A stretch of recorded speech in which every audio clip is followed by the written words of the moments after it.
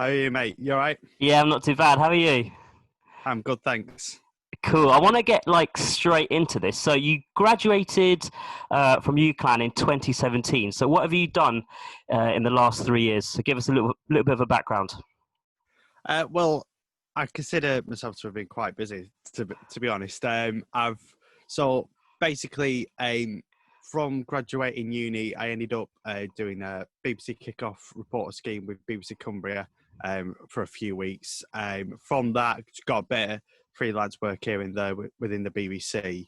And then first sort of full-time job was with That's Manchester.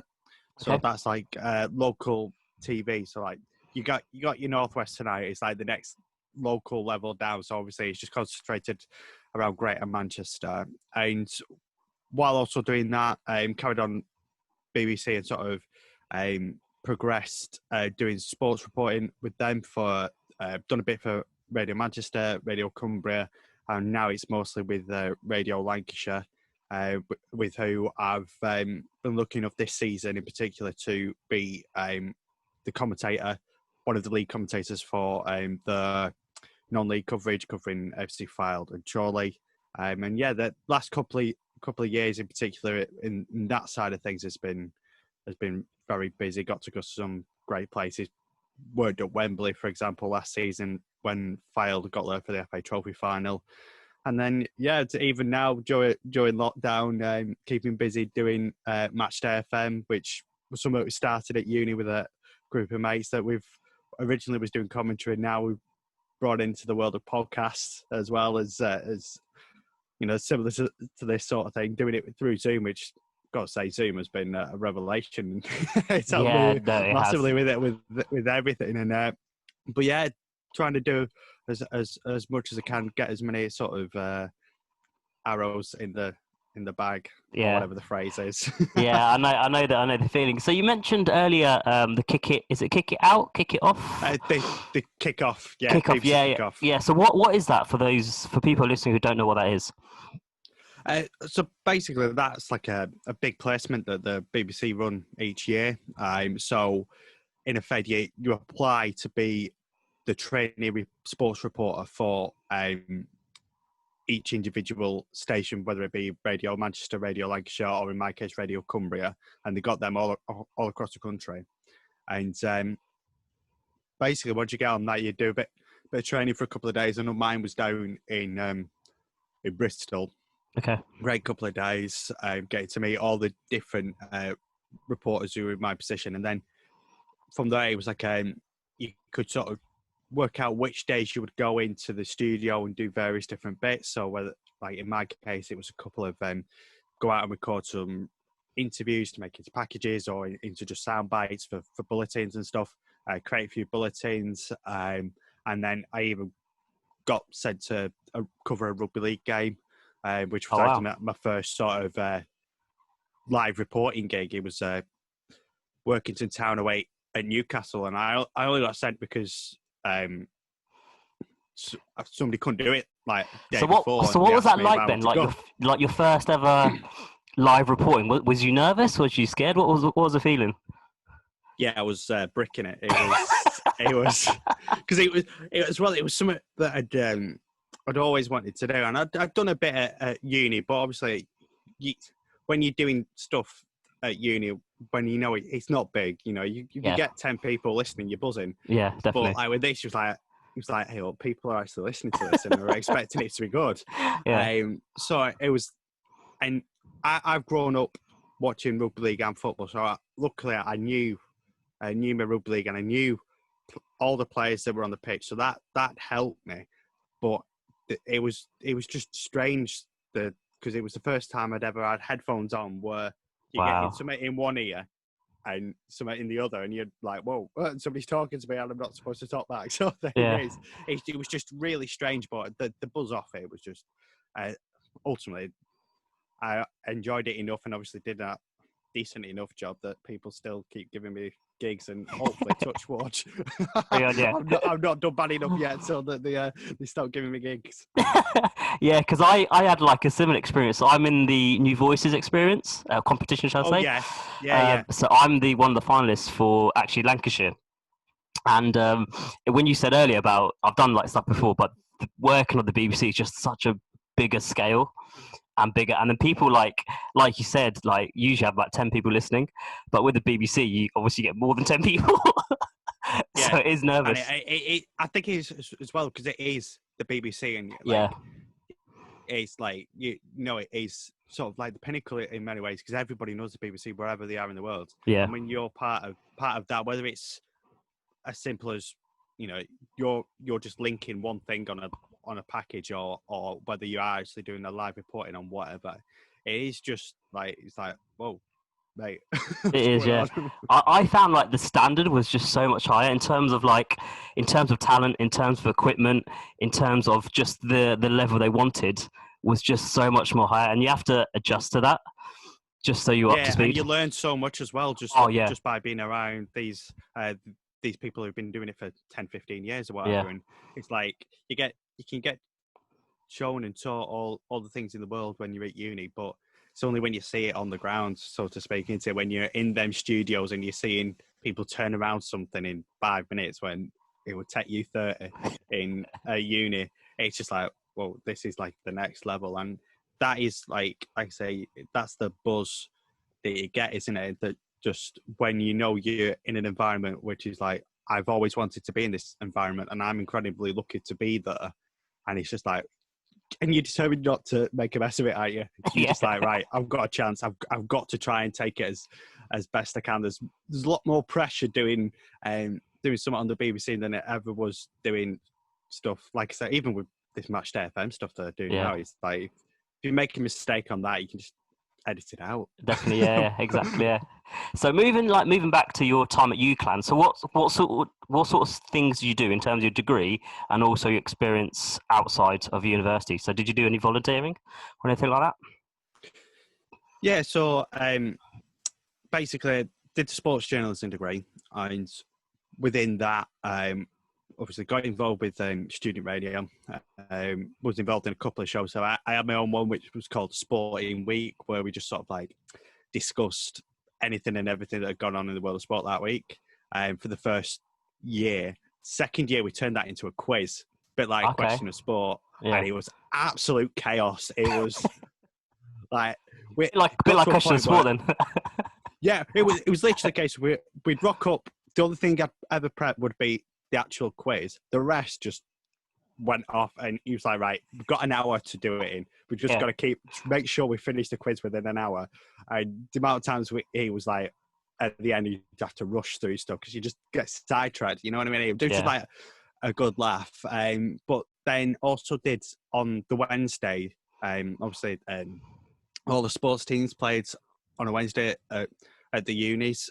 So as part of this other sort of like program that was on, it was a bit like a Gillette Soccer Saturday sort of thing. So we'd go out as reporters and just like record a little update on our phone, send it back to the studio. They would play it, and then in second year, me and my mate sort of were given.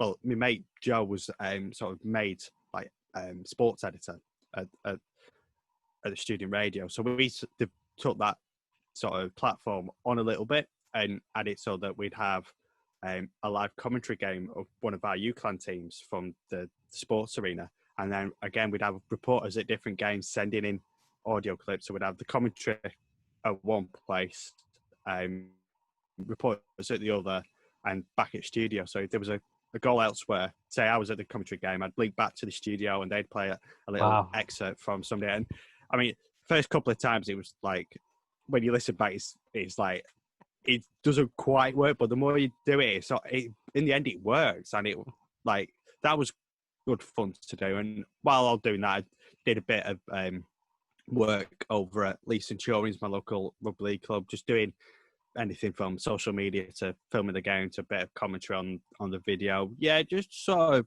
try to do as much sort of industry related stuff as I could without it being any sort of like actual work. It was more just sort of like build that portfolio, bit of Yeah. experience, and just see if I could do anything and just try different things and see what I could come up with. And I've still got a big box of audio equipment back from the days when you just buy bits and like, oh, I wonder if this will work. Yeah. And yeah, it's just that.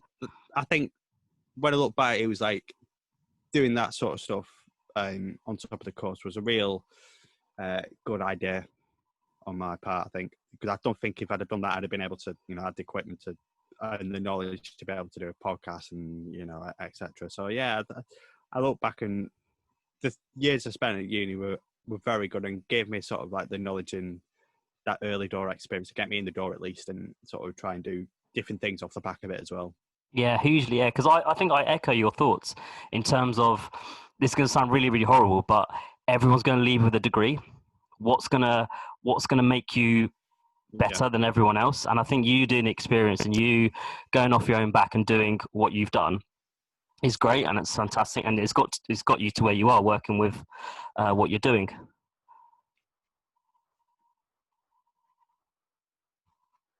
Are you okay? Yeah, and I think what I'd say to people as well is like, obviously, if you're in that situation, you're just going to get the degree. It's like, what's the point if you're just going to get the piece of paper at the end of it? Because sometimes, I mean this with the greatest respect to people who get the academic side of something like a hands-on degree, like a journalism or something, but if they can't do the sort of practical elements, then it's not. Yeah, it might have been a bit of a waste. But I would say that the overwhelming majority of people on all the courses I was involved with, coming across, they all did something, and I think that's why so many of us have done well.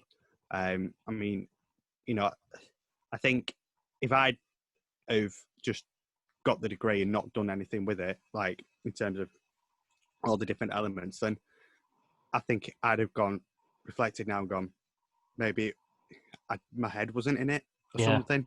And I think that's important. You've got to make it what it is yourself sometimes. And I'd imagine anybody and everybody with more experience than me would probably say the same. But having sort of like being fairly fresh out of it, that if you put the work in, you'd like to think you get something back out of it. Yeah. You got to put your faith in the universe sometimes, haven't you? And just you get what you deserve. And I think a lot of people reap those rewards, and I very much am a believer in that. You get what you deserve. So hopefully I deserve something. Who knows? No, definitely. I definitely, like, if you are putting in the hours and you are putting in the work, then something will come of it. Like, doesn't matter what, like, it will be a positive thing. So I definitely agree with you. So what would a typical day look like for you? So say if you're commentating on a 3 p.m. kickoff, what would that day look like? So in terms of a match day, it would be very much a case of, if the game was a 3 o'clock kickoff, I'd be at the ground for 1 at the latest. Okay. Mainly because there's so much that can go wrong. Yeah, in terms of you could, like, at least if you a home game that's only within like 45 minutes to an hour drive of you, if you're there by 1 o'clock and you get there and you're starting to set up and you go, oh no, I forgot such and such a lead. You've got time to go and rescue the situation. Get back. Yeah. And it's same with, the amount of times that, like, even just speaking with guys in the press box, as setting up there together, and one of us will be like, plugging in our Ethernet cable and it's just not working. And you're like, oh no, have you got a spare one? Yeah. And you're like, yep, I've got a spare one. That takes 20 minutes just, and it's always like, so you get there, say 1 o'clock, you get in your ground, go to the press box. First thing I do is I set up and make sure all the connections working and everything. Because 9 times out of 10, if you get the green light on your kit to say it's connected, it's going to stay there, barring something that is out of your hands, ultimately. Yeah. So that's what I do. So that takes like 10 minutes. People who's done this as well will know that the more you do it, the quicker you can plug yourself in, because there's been times where I have not been at the ground at 1:00. I remember once I was covering a game for BBC Cumbria. Duckington were playing down there, and I'd booked my trains and everything to be that it was a 2:30 kickoff, and I was like, right, 1:00 will be fine because we only go on air at 2, so it still gives me an hour to get set up. So it was like, yeah, everything's planned. I was going to be there for 12:30, and then trains being trains, one got cancelled. So I literally got there just over 5 minutes before kickoff, and was managed to literally plug everything in and go straight away. Not even time to think about what you're doing. Wow. That's like the worst case scenario. But on a good day, it's a case of get set up, you go get your brew, you get your program, you have a little flick through that to see if there's anything you've missed, sort of like notes wise, or whether the manager said something in there that's like, oh, that's quite nice to say. And then what I do, I have a read through all my notes that I've done leading up to the game, just so they're in my head as much as possible, so that I then don't have to keep looking down at them during the game. Because obviously the last thing you want to do is be there reading something on your paper when he's sticking one at top bin. It's worst case scenario. So, but a lot of the time, you want the situation where you sat there for half an hour not doing much, because then you've got everything sorted, you've done your preparation. Sometimes it's just nice to just talk to other people and sort of get their influence on the game as well, because again, you can pick something up from them. And then once you get on, because like, for example, BBC Radio Lancashire, they go on air at 2 on a match day for the 3 p.m. kickoff. So you'll do like early blast of team news just after 2:00, and then refresh of team news about 30:30.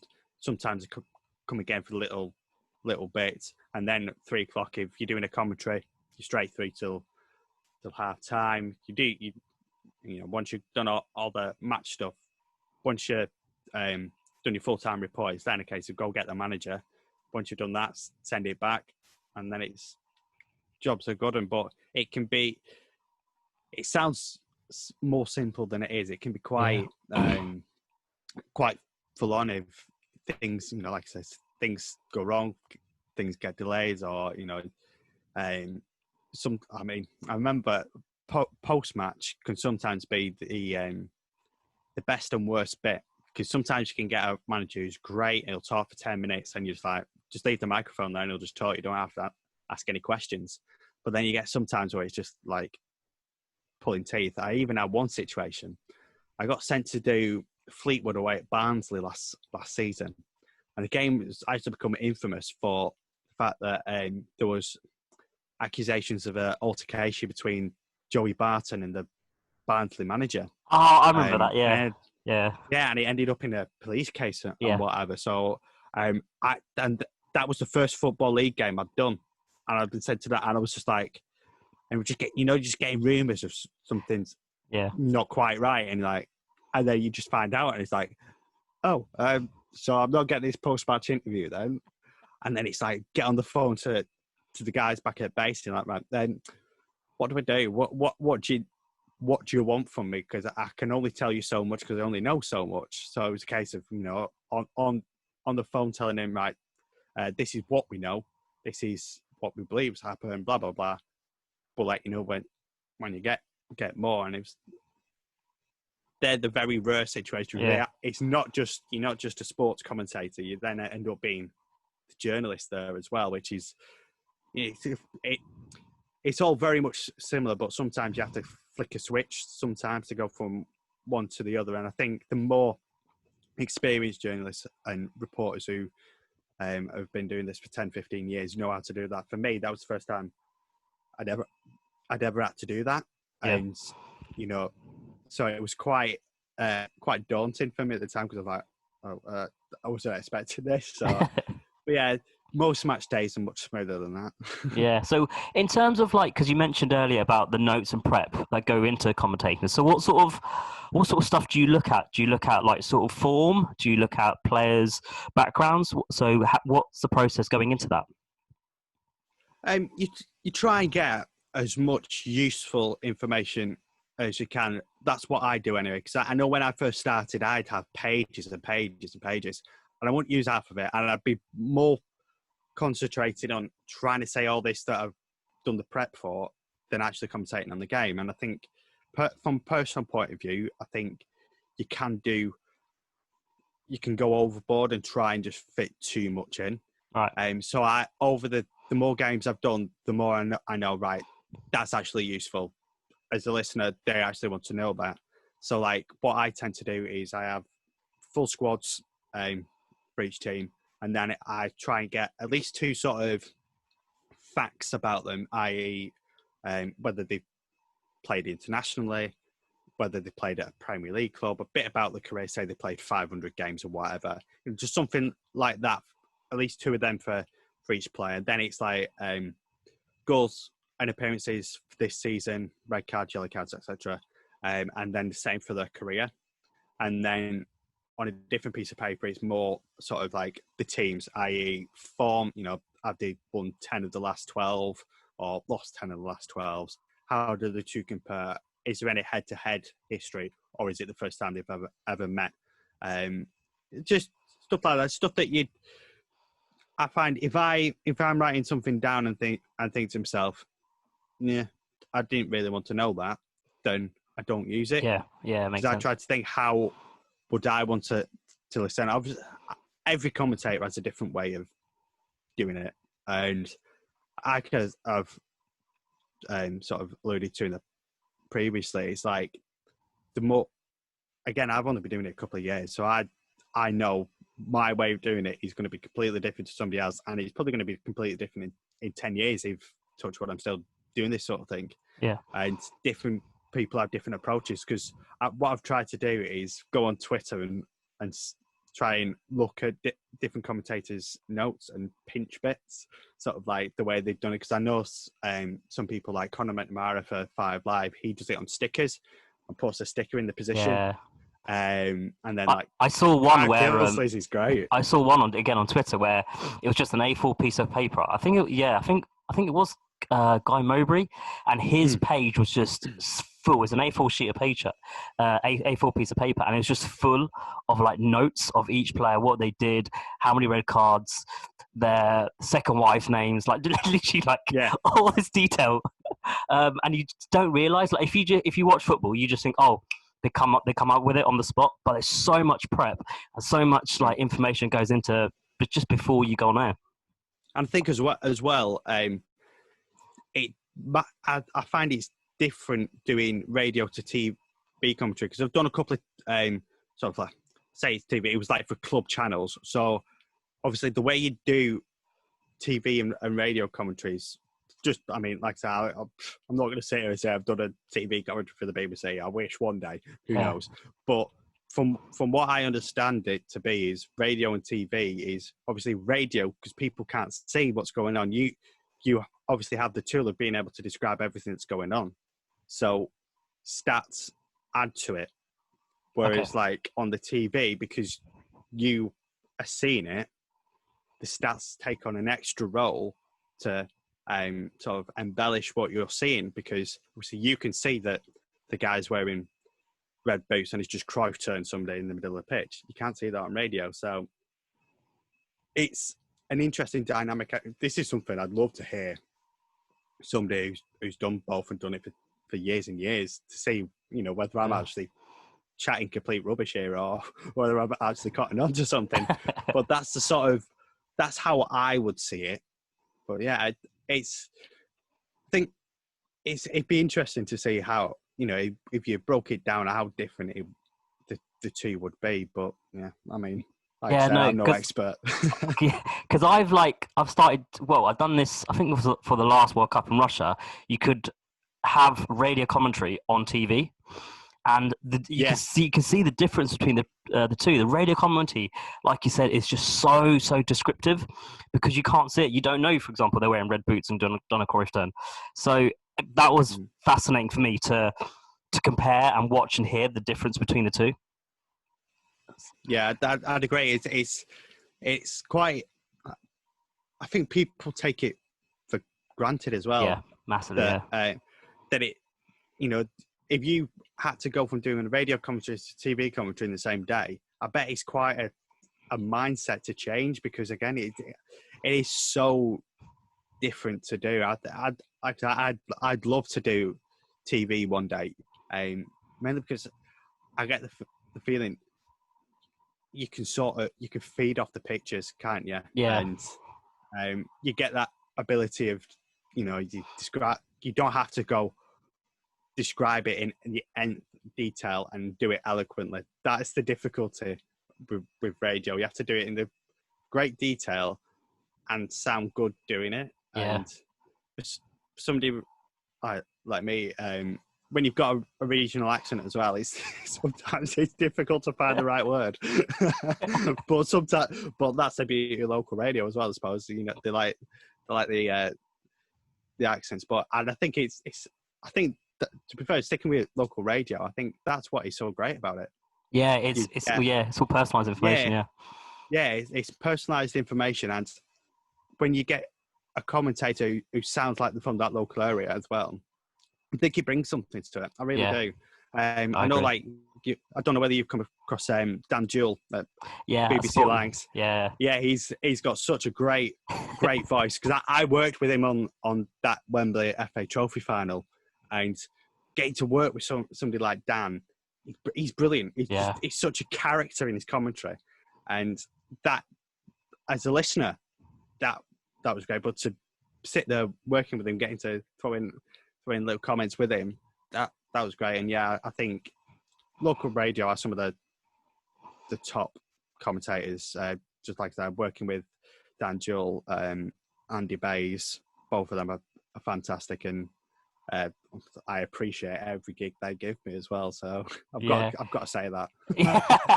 Usually, yeah, because I've spoken. I've always haven't worked with them, but I've spoken to them a bit, and the stuff that they know is ridiculous. They'll just like bring up this random fact that no one, let's be honest, no one should know, but they just bring up this random fact, and I guess that just shows the passion that they have and the knowledge that they have around the sport that we love. Yeah, which is totally brilliant. Agree. Yeah. So what's like, since lockdown has started, what's changed for you in terms of like day to day and work? Like, are you still doing BBC stuff, or that's Manchester? So what's changed? Yeah, so I'm still work effectively now full time at That's Manchester, just as a news reporter. So obviously, because of lockdown, because it was sort of like a small team anyway. Unfortunately now it's a slightly smaller team given the circumstances, sadly. But it's been a real sort of good grounding in terms of broadening journalistic skills, because I'm obviously covering stories about coronavirus and how the community is coping with it. Because like our mandate is sort of like how the people have sort of dealt with it. So I've met some characters along the way. But I had a fella who ran a marathon in his front room. A guy who's a chef who's run a marathon in his backyard. A guy who's running the 92 clubs for charity. Guy doing cycling around Manchester clubs for charity. And yeah, I think that's been the good thing. And obviously, like I mentioned before with Zoom, we've done everything over Zoom because obviously it's easier, it's safer for us and them to do it that way. Sometimes God bless some people, they don't know. I mean, one thing to come out of this, everybody's going to be more tech savvy than they were before, because people now know how to use video call. So that sometimes it's harder to get the technology working for them than it is you, and you're trying to describe it through it, how to work it, and that it can be a laugh. But yeah, it's been a challenge, but it's one that I've enjoyed to a degree. It's not one I'd want to do again. I want to get back to doing the press conferences and following the sports stories. Obviously, they're gradually starting to come back. There's been some, but obviously, my role is news there. So I've had to sort of stick to that, which I've enjoyed, but it has been a challenge. And one that makes me realise that sport is ultimately what I want to do. I hope my employer's not listening to this. I'm sure he won't mind. No, I told him at the interview that I was a sports journalist, and he's still giving me the job. Yeah, no, I think it's important to obviously it's important to know what you like, but it's also important to know what you don't like. And I think you doing the news and you doing all that stuff just cements the fact that sport is where you want to be, and sport is where hopefully in 5, 10, 15 years you still are. Yeah, exactly. And I think it's times like these ultimately you learn a lot about yourself into it, and you know what you want to do. And the one thing I have missed genuinely is just being at a game of football with a microphone. That is the thing I have missed the most. And I think I'd probably missed football anyway, but knowing that I can't work at the football and I don't know even when it's going to get that opportunity again, because obviously there's so much still up in the air about non-league football, and then obviously financial hits at every level of the clubs and broadcasters. It's going to be an interesting time to see sort of how football is covered and how football is played over the next months and potentially even years. So it's something that you've got to look at it as a time to sort of be creative, find new ways, and it makes you realise how brilliant a job it is to be working sport and definitely lucky. Get the opportunity to commentate on a game. Ultimately, if I never get to do commentary again, the last game I did, I'll remember. And you remember all the good. I think the last game I did, it was an AFC Filed game, and they lost it.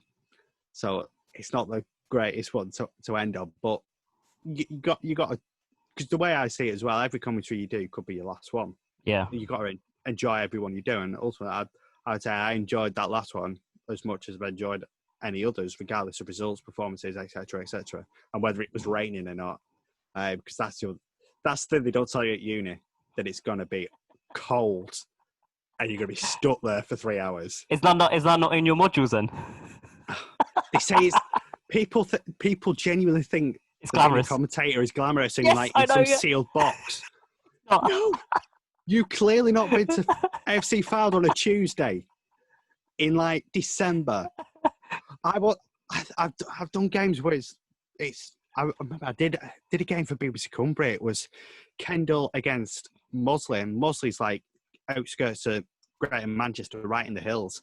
And first half, my weather was it was quite sunny, and then next minute, just fog descends. I couldn't see other side of the pitch. Are you there trying to do reports? And it's like I can't see. Unbelievable game, and ended up 5-4 to Mosley. I mean, like I would probably put that up there with the top 3 or 4 games I've ever done. It was brilliant, but I couldn't see half of it. It was just mental. And I think they scored a goal. I don't know if they scored a goal. Yeah, honestly, they scored one from the far side where the crosses come in. I only know the crosses come in because I've seen the ball come from one side of the field to the other, and then it's been added in at back post. And it's like, yeah, it's 3-3. Somebody's crossed it. Exactly. Don't know whether it was a cross, corner, whatever. Ball's coming to the back post. He's put it in. I know the score. That's about it. Don't ask who scored it. Chris, black. Chris, it's a story to tell. That's the thing. Yeah, exactly. But there's you pick some up. It's like even just like telling people some of the grounds of commentate. Like because when I first started with BBC Cumbria, they sent me to cover Kendal Town a lot. Like I said, some of the grounds you go to, like this is what I think it was 7th or 8th tier, so it's like proper non-league. Yeah. And to be fair, Kendal's ground's lovely. It's like on the hills, proper authentic football ground. And then I remember doing a game at Brick House near Halifax, and literally the main stand was 1 row of seats. Yeah. And they've been nice enough to put a sticker on one of them to say reserved press. I was like, man, this is brilliant. this is what you want. Exactly, yeah. That is amazing. I'd much rather work at somewhere like that, even like Chorley now, with a proper authentic ground. I like KFC Fouls because it's a bit smaller, but I'd rather work there than at the Emirates. That's amazing. Because you just don't get the same feel. That's why I love non-league football, because it's proper football. Yeah. So just to end this podcast, we're going to ask you 3 questions on the past, present, and future. So we can start off with the past. So what advice would you give a 15-year-old Chris Stott? So what would you say to him? I think I've sort of touched on it slightly already. It's sort of do what makes you happy. Yeah. There's no point doing something you don't enjoy, because, like I said, when you end up in a situation like we're in now, you don't know what's going to happen. You've just got to sort of enjoy everything you do. And I like to think I've done that to an extent and done the majority of things that I wanted to do. But that's what I'd certainly say to myself, to a younger version of myself. Make sure you do what you enjoy, and sort of enjoy it while you can as well, because who knows what's around the corner. Football might never come back. Yeah, exactly. Yeah. So moving on to the present. So you've got a dinner party, and you can invite any 3 people you want. They can be dead or alive, celebrity, non-celebrity, anybody you want. Who would you go for? Right. I'd imagine a lot of people spend hours and hours thinking of this, because it is one of those things you want to get right, don't you? Yeah, you do. I literally was like, right, what are the first 3 people that come into my head? Right. But I was like, right, first one, John Motson. Oh, Grew up listening to him. Legend. He is what made me want to be a commentator. He has to wear the sheepskin coat though. Yeah, I've actually got a coat very similar to that, and it's the greatest thing I've ever bought. It keeps me moderately warm at these games, and yeah, I'd just love to just talk to him and just ask him about all these great games and goals that he's seen. Yeah, I think he'd be, and just learn from him as well. It'd be great. And what I've tried to do as well is sort of try and get 3 different ones. So like the career one being John Watson, then the football fan one, Sir Alex Ferguson. Growing up as a Man United fan in the Ferguson era, he's the greatest manager ever. I won't even have a debate with anybody about it. I'm a Liverpool fan, and he ruined my childhood. So yeah, to be fair, that might be why I like him so much. He just ruined so many people's lives, didn't he? He did. It's just every week I'd like come home from school or work or whatever. Oh, Man United's won again. Yeah, it's just yeah, it was the longevity as well. Just year after year, winning trophy after trophy. Yeah. And I think people don't only realise how good he was when the season after he left. It's the same team, and Moyes finished his 7th and gets sacked. Yeah. It just goes to show how unbelievable it was. And it's like, it's a story you hear about him, about like the hair dry treatment as well, and that it was. But I must admit, it was a toss up between Sir Alex Ferguson and Roy Keane. Roy Keane came into the debate purely after his outburst. Oh, with De Gea. Because I was like, he'd be brilliant. He would. No holds barred. Yeah. Yeah, but I thought I'm gonna go for somebody else as my third one that's not non-football, sort of broadcast industry related, and it'd be comedian Lee Mack. Okay. I just think he's hilarious. I think, and I would just want to have a game of Would I Lie to You with him. Yeah. Because I think it'd be a laugh as well. And I think he would compliment everybody. We've got John Mott, some of the stories. Alex Ferguson could complain about the food that's been put on show and then tell everybody how many trophies he's won. And then Lee Mack can just crack the joke. So, yeah, I'd like to say that'd be entertaining. Roy Keane would probably just take over. So... That's like a good dinner party. So just a question about the future. So the last one. Where do you see yourself in 10 years' time? So what do you think you'll be doing in 2030? I think what I'd like to be doing is doing what I'm doing now in terms of the commentary. Like on a regular basis, that is what I would love to happen. And I think but what I'd say is in 10 years, I'd just like to just think I'd be better at what I do, and I've actually used that time to improve, because I know, well, I'm 24, and it's not like I'm the finished article by any means. I know I'm only just getting going, and I like to think that every day that every commentary game, every report I do on whatever for that's Manchester, whether it's something light-hearted or something not so light-hearted, that just adds to my skills, and that sort of makes me better at what I do.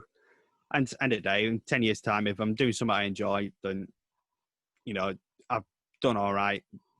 But if I was to be very selfish, I would say I would love to be like the lead commentator for Man United or something on MUTV or something like that. That would be like the ultimate thing. But we can dream, can't we? But like I say, honestly, if I'm just still doing football commentary in 10 years, I will be over the moon with that. Very happy. Perfect. I can't think of a better way to end. Thank you, Chris. No problem at all.